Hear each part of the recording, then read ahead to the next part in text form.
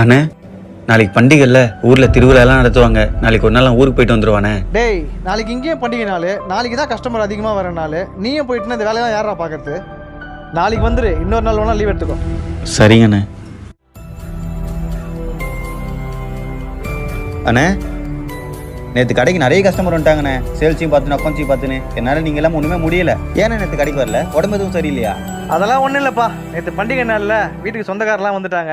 அவங்கள பார்க்கு பீச்சுக்கெலாம் கூப்பிட்டு போயிட்டு வந்து டைம் ஆகிடுச்சுப்பா. ஓ வீடுனா எங்கே விடுறாங்க, நானும் அப்படியே அவங்க கூட ஜாலியாக போயிட்டு வந்துட்டேன். அப்புறம் நீயும் ஊருக்கு போகிறேன்னு சொல்லியிருந்தல, இருக்கிற வேலையெல்லாம் முடிச்சுட்டு நீயும் கிளம்பு.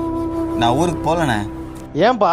நீங்கள் உங்கள் குடும்பத்தோட சந்தோஷமாக இருந்துட்டு வந்துட்டீங்க. அதே மாதிரி நானும் என் குடும்பத்தோட போய் சந்தோஷமாக இருக்கலான்னு பார்த்தேன். ஆனால் முடியல. நேற்று திருவிழாக்கு சின்ன வயசில் ஒன்றா படித்த ஸ்கூல் ஃப்ரெண்ட்ஸு சொந்தக்காரங்களாம் வந்திருப்பாங்கண்ணே.